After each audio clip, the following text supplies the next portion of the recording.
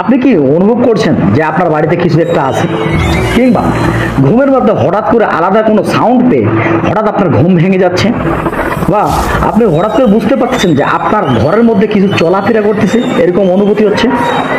সতর্ক হন, সতর্ক হন। হতে পারে যে আপনার বাড়িতে জিন্নাতের আলামত আছে। তো বন্ধুরা আমার, আশা করা যায় বিষয়টা বুঝতে পেরেছেন। আজকে আমরা কি বিষয় নিয়ে আলোচনা করব? আজকে আমাদের বিষয়টি নিয়ে আলোচনা হচ্ছে যে আপনার বাড়িতে জিন আছে কিনা, বা আপনার বাড়িতে জিনের উপস্থিতি আছে কিনা, এই বিষয় নিয়ে আমাদের আজকে বিস্তারিত আলোচনা। যাদের বাড়িতে জিন্নাতের আলামত থাকবে, আজকে 8 থেকে 10টি আমি আলামত বলবো। এই 10টি আলামত যদি আপনার সঙ্গে বা আপনার পরিবারের সঙ্গে বা আপনার বাড়িতে ঘটে থাকে, তাহলে বুঝে নেবেন যে আপনার ওই বাড়িটাতে জিন্নাতের আলামত আছে। তো বন্ধুরা আমার, 1 নম্বর আলামতে আমরা শুরু করি। 1 নম্বর আলামত, হঠাৎ করে লক্ষ্য করবেন আপনার বাড়ির হঠাৎ করে ফ্যান কিংবা বাতি এগুলো দ্রুত নষ্ট হয়ে যাচ্ছে। ফ্যানটা হঠাৎ নষ্ট হয়ে যাচ্ছে, আপনি ভালো করে নিয়ে আসলেন, আবারও কিছুদিন পর নষ্ট হয়ে গেল। বাতি আপনি নষ্ট হয়ে যাচ্ছে, লক্ষ্য করলেন আপনি নতুন বাতি ক্রয় করে নিয়ে আসলেন, 3 থেকে 4 দিন পর আপনার বাতিটা আবারও নষ্ট হয়ে গেল। এভাবে যদি আপনি ঘন লক্ষ্য করেন যে আপনার ফ্যান বা বাতি বা ইলেকট্রিকের মাল আপনার ঘন নষ্ট হয়ে যাচ্ছে, তাহলে বুঝে নেবেন যে আপনার বাড়িতে জিন্নাতের আলামত আছে। 2 নম্বর আলামত, অদ্ভুত শব্দ শোনা আপনার বাড়িতে।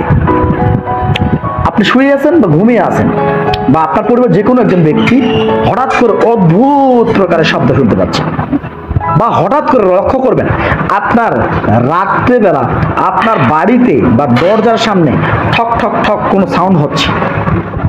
আপনি দরজা খুলিয়ে দেখতেছেন বাড়িতে কিছুই নেই, কিংবা কেউই নেই, বা পরিবারে কেউ নেই, বা এমন হচ্ছে যে আপনার বাড়ির দরজা লাগিয়ে আপনি ঘরে ঘুমাচ্ছেন, কিন্তু আপনার বাড়ির বাইরে কেউ যেন হাঁটতেছে, এরকম আপনার অনুভূতি হচ্ছে।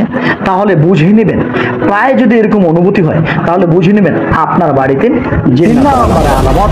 হঠাৎ করে লক্ষ্য করবেন আপনার বাড়িতে দুর্গন্ধ ছড়াইতে শুরু করবে। হঠাৎ করে লক্ষ্য করবেন আপনার বাড়িতে দুর্গন্ধ ছড়াইতে শুরু করবে। এটা হতে পারে একক সময়ে, কখনো সুগন্ধি আসতে পারে, কখনো দুর্গন্ধ আসতে পারে, এরকম হতে পারে। মাঝে মাঝে লক্ষ্য করবেন আতরের গন্ধ আসতেছে, মাঝে মাঝে লক্ষ্য করবেন যে আপনার পাঁঠার গন্ধ আসতেছে, আরো পচার গন্ধ আসতেছে, মাছ পচার গন্ধ আসতেছে, আর অন্যান্য পচাকৃত জিনিসের গন্ধ আপনার পরিবারের উপর বা আপনার বাড়িতে ঘটতেছে। তাহলে বুঝে নেবেন যে আপনার বাড়িতে জিন্নাতের। বারবার জিন সংশ্লিষ্ট স্বপ্ন দেখা। আপনি লক্ষ্য করবেন আপনার পরিবারের যে কোনো না কোনো ব্যক্তি আপনার বাড়িতে ভয়ঙ্কর স্বপ্ন দেখছে। এটা হতে পারে সাপের, হতে পারে জিন ভূতের, হতে পারে অন্ধকার ব্যক্তির, হতে পারে দুঃস্বপ্ন। এগুলো স্বপ্ন দেখে সে ব্যক্তি আতঙ্কিত হয়ে যাচ্ছে। তাহলে বুঝে নেবেন, প্রায় যদি আপনার পরিবারের উপর এরকম সমস্যা হয়, তাহলে বুঝে নেবেন যে আপনার বাড়িতে জিন্নাতের আলামত আছে। 5, হঠাৎ গরম বা ঠান্ডা অনুভূতি করা। আপনি আপনার লক্ষ্য করে পরিবারে লক্ষ্য করবেন, বাড়িতে আপনার পরিবার সকলেই লক্ষ্য করবেন যে হঠাৎ করে আপনার বাড়িটা যেন গরম হয়ে যাচ্ছে, হঠাৎ করে ঠান্ডা হয়ে যাচ্ছে। যদি প্রায় লক্ষ্য করেন আপনার সঙ্গে বা আপনার পরিবারের যে কোনো ব্যক্তির সঙ্গে এরকম ঘটনা ঘটছে, তাহলে বুঝে নেবেন যে আপনার বাড়িতে জিন্নাতের আলামত আছে।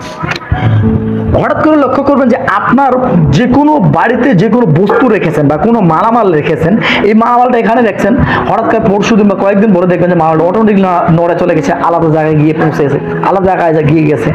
বা এই মালটা আপনি এখানে রাখছেন, আপনার মনে নেই কোথায় যেন হারিয়ে গেছে, এরকম তার অনুভূতি। বা কোথায় রেখেছেন বা মাল পানে যেন হারিয়ে যাচ্ছে, এরকম অনুভূতি। বা এক জায়গা থেকে আরেক জায়গায় মালামাল নড়ানড়ি করতেছে, এরকম অনুভূতি। যদি প্রায় আপনার সঙ্গে বা আপনার পরিবারের সঙ্গে এরকম ঘটনা ঘটে, তাহলে বুঝে নেবেন যে আপনার পরিবার আপনার বাড়িতে জিন্নাতের আক্রমণ আছে। 7 নম্বর হচ্ছে পরিবারে হঠাৎ ঝগড়া লাগা, রাগ অশান্তি বেড়ে যাওয়া। পরিবারে লক্ষ্য করবেন কেউ কাউকে যেন দেখতে পারতেছে না, একে অপরকে যেন শত্রু হয়ে যাচ্ছেন। এটা হতে পারে বাবা মা, ভাই বোন, কিংবা স্বামী স্ত্রী, সন্তান, এদের সবার মধ্যে যদি এরকম প্রায় লক্ষ্য করেন আপনার পরিবারে এরকম ঘটনা ঘটছে, তাহলে বুঝে নেবেন যে আপনার বাড়িতে জিন্নাতের আলামত। শিশুদের আচরণ পরিবর্তন হওয়া।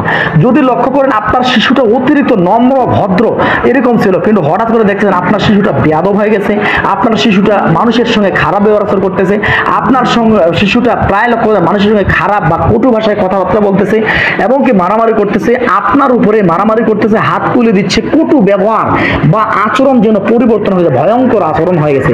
যদি এরকম আপনার ঘটনা বা আপনার শিশুর সঙ্গে ঘটে তাহলে বুঝে নেবেন যে আপনার পরিবারের উপর বা আপনার বারবার অসুস্থতা, বারবার একটার পর একটা অসুস্থতা লেগে থাকবে। যে কোনো অসুস্থতা, যে অসুস্থতার কারণে আপনার ডাক্তারি পরামর্শ নেবেন, সেই ডাক্তারি পরামর্শ যেন আপনার পরিবারে কিছুই লাগবে না, রিপোর্ট করবেন, রিপোর্টে কিছুই আসবে না। যদি এরকম ঘটনা ঘটে তাহলে বুঝে নেবেন যে আপনি জিন্নাতে বা আপনার পরিবার জিন্নাতে আক্রান্ত বা আপনার বাড়িতে জিন্নাতের আলামত আছে। ঘুমের সময় হঠাৎ করে লক্ষ্য করবেন যে আপনার শরীর প্যারালাইজড হয়ে যাচ্ছে বা অবশ হয়ে যাচ্ছে, বা নড়তে পারতেছেন না, শরীর যেন নড়তে পারতেছেন না, বা আপনাকে কেউ যেন ঠাসে ধরতেছে, এরকম প্রায় যদি ঘটনা ঘটে তাহলে বুঝে নেবেন যে আপনার পরিবারে জিন্নাতের আলামত আছে। বন্ধুরা আমার, আমরা আজকে 10টি আলামত নিয়ে আলোচনা করলাম। যদি আপনাদের পরিবারের উপরে এই 10টি আলামতের মধ্যে 5, 7টা, 8টা বা 5টা আলামত যদি মিলে যায় তাহলে বুঝে নেবেন যে আপনার পরিবারের উপরে আপনার পরিবারের উপরে জিন্নাতের আলামত আছে।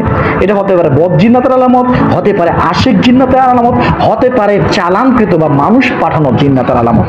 সম্মানিত বন্ধুরা আমার, যদি এরকম কোনো সমস্যা আপনার পরিবারের সঙ্গে ঘটে তাহলে অবশ্যই ওই বাড়িতে বেশি কুরআন তেলাওয়াত করুন, এবং কি কুরআন তেলাওয়াত না করলেও বেশি কুরআনের আয়াতের সূরাগুলো, সূরা বাকারা, সূরাতুল ইয়াসিন, সূরাতুল জিন, এগুলো বেশি উচ্চ স্বরে বাজাতে থাকুন। এবং মাসনুন আমলগুলো সকাল সন্ধ্যা দৈনিক 2 বার বা দৈনিক 3 বার বা যখনই সময় পাবেন তখনই পাঠ করুন। আয়াতুল কুরসি কিংবা চারকুলের মাধ্যমে সবসময় শরীর বন্ধ করে রাখুন। এরকম প্রায় আপনারা অবশ্যই নিজের শরীরগুলোকে বন্ধ রাখার চেষ্টা করুন বা বাড়িতে বাজানোর চেষ্টা করুন। এবং যদি এরকম সমস্যা আপনার অতিরিক্ত হয়ে থাকে অবশ্যই কোনো রাকি কিংবা কোনো কুরআন সুন্নাহ ভিত্তিক মুদাব্বিরের সঙ্গে পরামর্শ করুন। আজ এ পর্যন্ত সকলের কাছে দোয়া চাই, ভালো থাকবেন, সুস্থ থাকবেন। আসসালামু আলাইকুম ওয়া রাহমাতুল্লাহি ওয়া বারাকাতুহু। আল্লাহ হাফেজ।